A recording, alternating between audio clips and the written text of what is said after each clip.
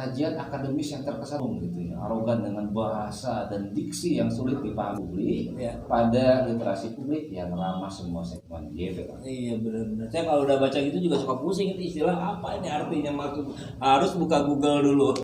Bismillahirrahmanirrahim. Assalamualaikum warahmatullahi wabarakatuh. Salam perubahan. Sahabat semua, kali ini spesial. Saya didampingi oleh Kang Rizwanda. Selamat sore Kang. Sore Kang Saiful Jaman. Gini Kang, kita lagi ramai isu di media sosial. Kang, seperti yang sudah saya ketahui, Kang Rizwanda ini beliau pengamat sosial, analis kebijakan publik, tapi juga mengajar di beberapa kampus di Bandung, Kang ya. Dan jadi ini kesempatan langka nih buat saya, makanya saya langsung mau to the point aja Kang. Di media ramai muncul nama dosen UNJ, Universitas Negeri Jakarta, Ubaidillah Badrun, dan dia menjadi sosok yang trending di Twitter dan di berbagai media sosial karena keberaniannya melaporkan Gibran Kaisang ke KPK. Tentu ketika saya coba telusuri, beliau melampirkan data-data yang cukup banyak, lengkap, sebagai sebuah bahan dasar untuk beliau melaporkan ke KPK. Nah, saya tidak akan masuk ke pertanyaan itu Kang, karena itu sudah terlalu banyak dibahas oleh banyak pengamat lain. Yang saya ingin coba diskusikan, saya coba ingin tanyakan ke Kang Riz adalah, ini saya kok baru dengar sekarang ada keberanian yang luar biasa dari seorang dosen, ataukah sebetulnya banyak dosen-dosen yang seperti itu hanya kebetulan nggak muncul saja di publik? Ataukah ini lagi-lagi nih, ataukah lebih banyak sebetulnya dosen-dosen kita itu yang istilah di kita itu apa, jarkoni, iso ngajar orang lakoni. Nah, Akang sebagai dosen senior di beberapa kampus, gimana melihat fenomena para dosen kita hari ini di Indonesia Kang? Baik, terima kasih Kang Saiful Jaman. Jadi saya pikir sebagai dosen itu kan asal kata dari lecture, ya, memberikan materi, menyampaikan materi, memaparkan materi, membentangkan materi. Tentunya ini tidak bisa dipukul rata atau ditafsirkan sapu jagat dengan teaching atau sekedar mengajarkan. Saya setuju dengan Kang Saiful Jaman. Jadi kalau bisa mengajar ya bisa melakukan aksi juga dong. Hanya problemnya adalah ya ini dia. Jadi kan dosen yang saya alami sebagai life experience gitu, sebagai narasi hidup saya sebagai dosen adalah beban centang administrasi yang terlampau banyak. Jadi artinya pada saat ingin menciptakan kiprah yang fenomenal, kiprah yang menghasilkan masterpiece cipta, betul-betul punya kontribusi, nilai kontribusi intelektual maupun praktis yang luar biasa, waktunya sudah habis untuk centang administrasi satu. Yang kedua, persepsi bahwa lecturing sama dengan teaching, quo-vadis gitu ya, debatable, itu juga annoying juga sih. Annoyingnya apa? Seringkali ini ditafsirkan sebagai bahwa oke lah, sudah menyampaikan dan memindahkan buku jadi tayangan di depan kelas, padahal dosen itu tentu melakukan riset sehingga apa yang disampaikan pada orang yang menjadi peserta didik lo ya, bukan siswa. Peserta didik di perguruan tinggi bisa menikmati argumentasi yang berbasiskan riset. Nah, terkait apa yang dilontarkan oleh Kang Saiful Jaman sebagai case learning ya, kasus pembelajarannya, saya pikir ya kalau memang posisinya sebagai akademisi ya, basis data dan basis riset dong yang dikedepankan, baru kemudian itu menjadi basis statement gitu. Nah Kang, kalau terkait tentang administrasi, ini istilahnya baru saya dengar juga nih, apakah itu menjadi sebuah kritikan Akang juga terhadap model pendidikan kampus di Indonesia, atau sebetulnya itu tidak masalah asal ada catatan yang lain? Ya gini kan, Saiful Jaman. Jadi saya sih dengan frasa tertentu bisa bilang bahwa buku klasik dan karakter Tempurung Kelapa itu tidak bisa menjadikan orang menjadi ilmuwan gitu, tidak cukup gitu. Artinya melebarkan batas cakrawala pikir, melebarkan batas literasi gitu ya. Jangan sampai ini literasinya itu terus dari zaman plus curhat pengalaman hidup ya. Nah itu yang kemudian disajikan di kelas ya repot kita. Tapi yang ideal adalah bagaimana ini menjadi basis misal budaya menulis gitu. Itu yang kemudian saya coba lakukan pada kawan-kawan mahasiswa ya, artinya alhamdulillah gitu ya, ada beberapa Japri gitu ya, Pak saya terinspirasi dengan beberapa tulisan, saya senang sekali. Kenapa? Karena memang tujuan saya itu, tujuan saya adalah menjembatani antara kajian akademis yang terkesan gitu ya, arogan dengan bahasa dan diksi yang sulit dipahami publik pada literasi publik yang ramah semua segmen gitu kan. Iya benar-benar. Saya kalau udah baca gitu juga suka pusing itu istilah apa ini artinya, maksud harus buka Google dulu. Iya. Tapi terkait jadi itu ya kan apa namanya herang ku sirah sorangan ya, herang ku nyalirah nul sanes setengah. Dia sendiri yang mengerti. Gitu. Pintar untuk sendiri. Aktivitas Kang Riz selain mengajar nih apa aja nih Kang? Ya, beberapa aktivitas saya lakukan di kementerian dan lembaga setingkat kementerian. Gitu ya. Itu lebih aktivitas riset. Ya, jadi yang saya lakukan adalah menciptakan sebuah model, misalnya di mana rujukan juklak dan juknis di daerah itu bisa mengacu pada model. Itu cukup bangga juga sih, karena itu juga kan bukan effort yang mudah dilakukan. Nah, saya cukup alhamdulillah diberikan kesempatan itu, dan juga beberapa naskah akademik juga rujukan preskripsi saya berbentuk cetak biru itu sudah diterapkan di daerah. Gitu. Jadi yang maksud Akang tadi ketika mengajar itu hasil riset itu juga disampaikan ke mahasiswa gitu ya. Betul. Riset terbaru. Kan ya kebayang saja memang kalau setiap semester atau setiap tahun diulang-ulang itu juga, cerita kehidupannya dia itu juga, ya udah aja bikin video tayangin secara sama-sama gitu ya, beres. Ya. Tapi justru mahasiswa harus diajak untuk terus update dengan situasi hari ini. Karena kan kalau hanya sekedar pengetahuan, dia nggak usah ke kampus, buka Google aja, udah semua juga data ada di situ kan. Betul. Nah, kembali terkait itu Kang, fenomena Ubedillah Badrun tadi, apakah sebetulnya atau mungkin karena saya tidak tahu, di masyarakat kita ini, di kampus-kampus ini, dosen-dosen itu sebetulnya hebat-hebat, cuman tidak muncul di media saja gitu, atau jawabannya yang tadi yang akan sebutkan tadi, karena centang administrasinya terlalu banyak, karena perspektifnya tidak update dosennya. Bagaimana Kang? Ya, transformasi mindset memang butuh fase ya, butuh proses, dan itu juga butuh life experience atau pengalaman yang langsung, sehingga kemudian role pikir itu tercipta secara begitu saja. Eksistensialisme itu kan juga bukan hanya sekedar muncul di publik gitu ya, bicara omong kosong dan kemudian jadi terkenal, tapi kemudian bagaimana, apa sih kontribusi yang diberikan oleh seorang individu terhadap kemaslahatan. Nah, contohnya dari perspektif akademis kan kita bisa bilang bahwa mestinya eksistensialisme seorang dosen itu lebih ke arah apa, pemikiran yang dia ciptakan itu bisa menjadi rujukan langkah aksi atau rujukan program-program, atau misalnya rujukan orang untuk berpikir, misalnya membangun nalar kritis konstruktif gitu. Tapi bukan dalam kajian pelajaran kritis konstruktif, bukan, tapi ya bahasanya Kang Saiful zaman tadi, lakonilah kritis konstruktif itu seperti apa gitu. Baik, jadi yang dilakukan oleh Kang Riz misalkan dengan membantu lembaga-lembaga di level kementerian atau departemen, kemudian itu riset dan ada hasilnya, apakah yang sepengetahuan Kang Riz itu juga dilakukan oleh teman-teman dosen yang lain secara mayoritas, ataukah yang ngelakuin gini mah cuma 1-2 aja kan?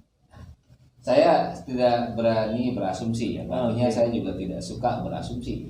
Tapi kemudian mungkin yang saya lakukan ini saya berharap bisa menjadi role model. Nah, misalnya saya menciptakan sebuah ruang literasi di mana di sana saya sering bahas beberapa isu aktual, beberapa fenomena yang sifatnya ini loh yang terjadi aslinya. oh ini loh bagaimana kemudian kita bisa menjahit itu dengan pendekatan yang konseptual. Nah itu kan sebetulnya ya substansi atau ikhtisar daripada lecturing. Bagaimana kita bisa menjadikan materi itu berupa irisan atau kesilangan antara ranah pemikiran konseptual dengan dunia praksis. Hanya memang untuk kemudian to put this in action, untuk melakukan ini dalam sebuah langkah aksi, ya memang tidak bisa kita bicarakan ini sebuah pelatihan sih dan sertifikasi dan hal-hal administratif lainnya, tapi lebih kepada just do it gitu ya. Iya. Gitu. Jadi sertifikasi itu bukan jaminan, ya, tapi bagaimana seorang dosen itu mampu berperan nyata di kehidupan, itu yang ditunggu oleh masyarakat barangkali begitu. Betul. Karena mahasiswa pun menjadikan dosennya menjadi role model kan. Saya lihat kompetensi dari seorang dosen itu kan juga kalau dari pengalaman saya secara pribadi itu juga banyak yang tidak terpenuhi. Artinya ada dosen yang dia punya keilmuan yang tinggi, profesor,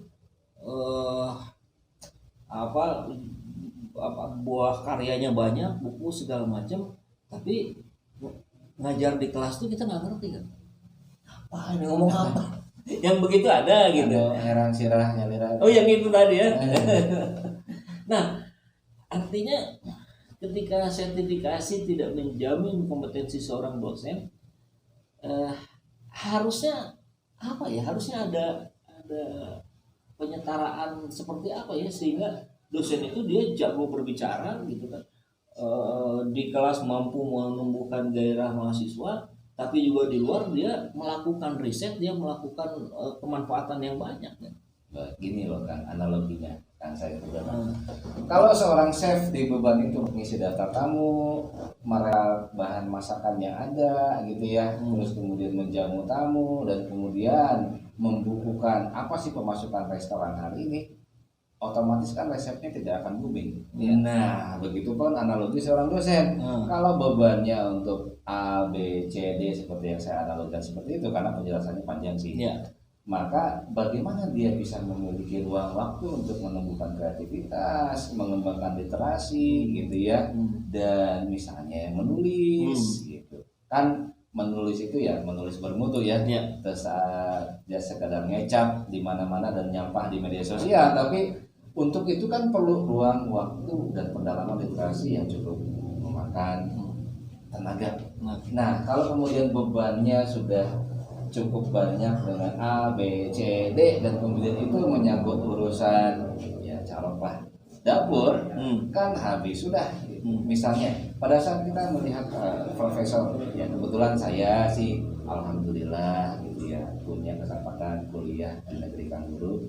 Saya melihat bahwa profesor di sana itu ya memang beban untuk administratifnya sedikit. Artinya mereka punya banyak ruang untuk meneliti dimanapun, untuk kalau perlu bisa jadi seorang peneliti aktif di manapun yang mereka suka. Bahkan kalau boleh punya sistem yang memang membebaskan mereka untuk sekali-sekali bisa mengadakan inovasi di luar negeri, gitu. Pergi ke Indonesia selama beberapa bulan menghasilkan sesuatu di situ. Nah, kalau kita kan mungkin juga kan tidak fair ya untuk bilang bahwa itu apple to apple, tapi kemudian ini bisa menjadi pembelajaran sih kita. Nah kalau kemudian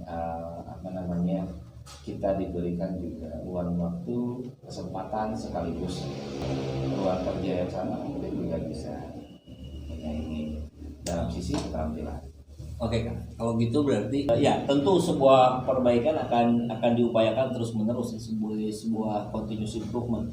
Tapi anggaplah dalam kondisi yang seperti hari ini di sini, kira-kira barangkali Kang Riz bisa memberikan share gitu, share ke para dosen, mungkin ada yang banyak yang nonton di sini atau calon dosen bahkan, bagaimana mensiasatinya agar bisa menjadi seorang dosen yang yang ideal gitu. Anggaplah kalau pendekatannya misalkan menjadi seorang dosen yang seperti Kang Riz gitu kan, atau menjadi seorang dosen seperti Rocky Gerung misalkan, atau seperti Ubaidillah Badrun. Nah kira-kira apa tipsnya nih Kang? Ya tipsnya adalah pada saat kita berhenti, mengutip seorang sahabat gitu ya, pada saat kita berhenti di mana kita sampai menerima gelar dan stop mengajarkan diri sendiri, ya itu mah sebuah kartu mati. Jadi itu sebetulnya kan singkatnya adalah long life learning.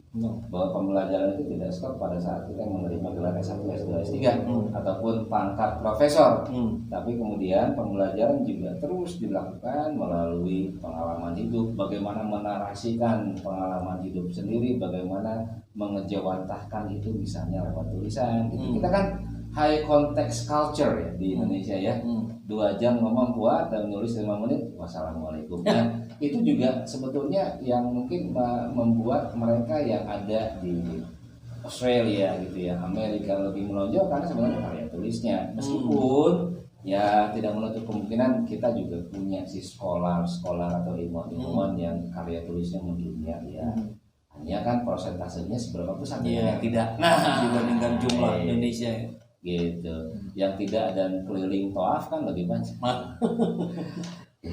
Oke, baik Kang Riz, saya kira kita tahu nih jadwalnya Kang Riz banyak. Setelah ini akan kemana-mana lagi. Terima kasih banyak sudah mampir di channel Saiful Zaman. Walaupun ini bukan tempatnya Saiful Zaman channel ini. Ini kita pinjam tempat sahabat kita Kang ya. Baik, mudah-mudahan ini menjadi gambaran buat masyarakat, buat spesifiknya barangkali buat orang-orang yang berada di dunia akademisi, bahwa sebetulnya kita masih bisa mensiasati gitu dengan kondisi yang ada. Seiring dengan itu kita tentu berharap ada perubahan-perubahan yang signifikan yang bisa mengikuti negara-negara berkembang gitu ya. Waktu untuk para dosen, para profesor itu diberikan ruang yang banyak untuk melakukan riset, penelitian dan sebagainya. Baik, mudah-mudahan bermanfaat. Sekali lagi terima kasih Kang Riz. Assalamualaikum warahmatullahi wabarakatuh. Waalaikumsalam. Kang Saiful Zaman tetap kreatif dan inspiratif. Amin. Hari ini banyak masjid yang penampakannya seperti hotel ya. Tapi di sudut-sudut yang lain masih banyak masjid yang kondisinya memprihatinkan. Dengan usia yang sudah sangat lama menjadi lapuk, tidak ada biaya untuk memperbaiki. Bahkan sebagian airnya berwarna kuning, berbau. Ya, saya yakin sahabat semua pernah 1-2 kali mengalami hal tersebut. Maka dari itu kami dari Saiful Zaman Channel bekerja sama dengan Yayasan Putra Husni Indonesia untuk terus mencari data, mencari lokasi-lokasi masjid yang kondisinya masih memprihatinkan. Dan kita akan ganti berbagai kondisi yang ada di sana dengan keramik yang baru, dengan tembok yang baru, dengan cat yang baru. Bahkan jika airnya tidak memadai, berbau, berwarna dan sebagainya, maka insya Allah kita bertekad untuk membuat sumur yang baru di sana. Jadi 2 program kami hari ini adalah, yang pertama, kita akan melakukan renovasi masjid yang kita anggap tidak layak atau masih bisa ditingkatkan kebersihannya. Dan tentu program yang sudah berjalan, Akademi Dakwah Digital Indonesia. Kita masih perlu orang-orang yang mau masuk terjun ke dunia media sosial untuk mendakwahkan Islam. Karena kita lihat di media sosial banyak sekali serangan-serangan terhadap kepentingan umat Islam. Jadi bagi sahabat yang ingin membersamai kami dalam program-program YPHI, renovasi toilet masjid, Akademi Dakwah Digital, silakan salurkan donasinya ke rekening yang ada di sini dan silakan mengkonfirmasinya ke nomor yang ada di sini.